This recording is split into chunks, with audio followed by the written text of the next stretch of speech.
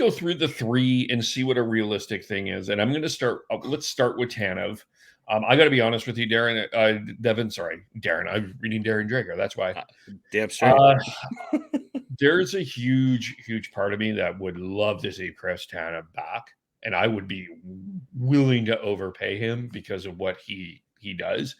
I think, which is, we both know we're Tanevologists. He does a ton. It's not only that he blocks pucks with his face. It's not just that. It's just the way that he plays the game.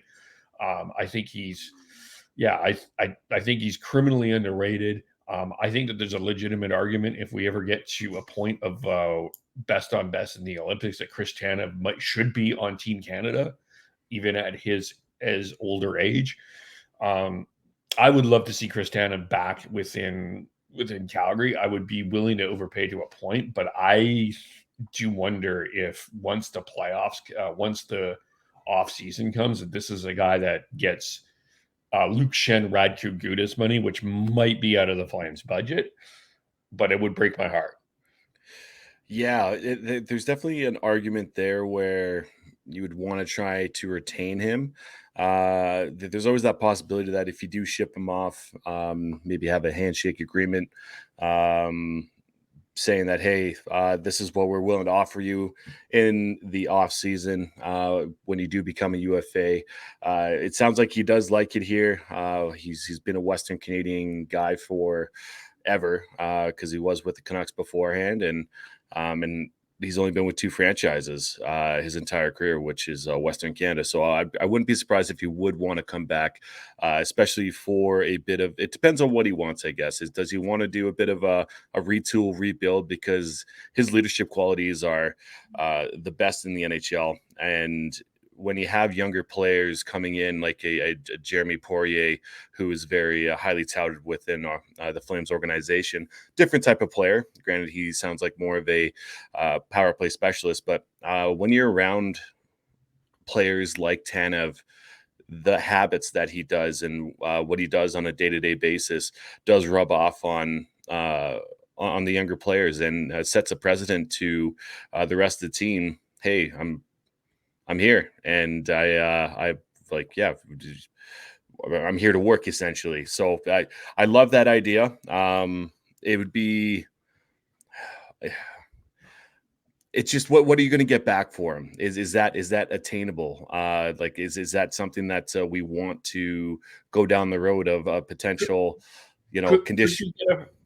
Yeah. Well, I guess sorry, I interrupted there, but no, you're good. Could you get a first rounder for Chris Tanev?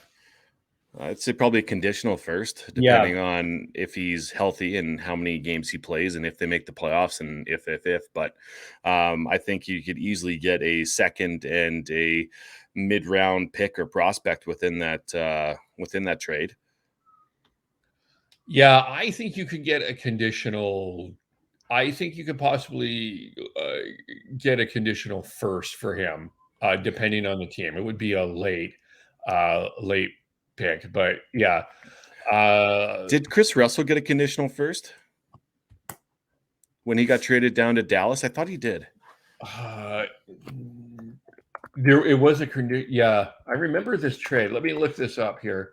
The reason I bring it up is because they're kind of similar players in the sense that they are stay-at-home defensemen, shot blockers.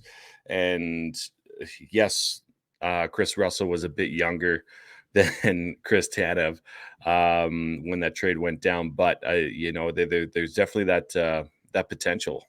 He got a conditional second-round pick. Yuri Jokipaka and Brett Pollock also came.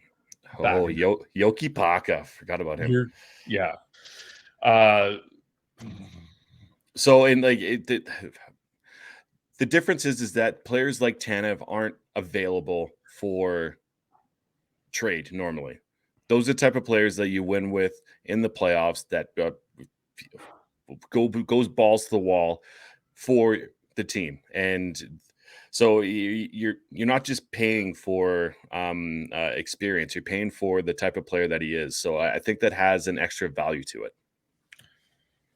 Yeah, and I think this will become. I mean, I'm I could see this becoming a bidding war with New Jersey getting involved with Dougie Hamilton being injured. I think Chris Tanev is not Dougie Hamilton, don't get me wrong, but he's a right shot defenseman, which is a easier way to replace.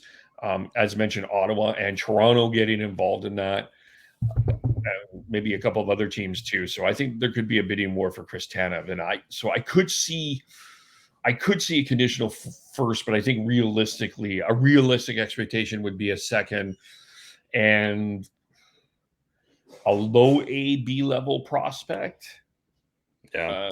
Yeah, I would rather get another pick on top of that. The lower like the prospects that usually come within a trade, you normally know what they are, and they might have a high ceiling, but it was interesting. I was listening to I forget who it was, but they're chatting with a high exec slash former scout in the NHL, and he was talking about how you don't really know exactly what a player is in the NHL until they play 200 games. After the 200 game mark, you know what that player is. And for those prospects, a lot of them won't even get to 200 games in the NHL, right?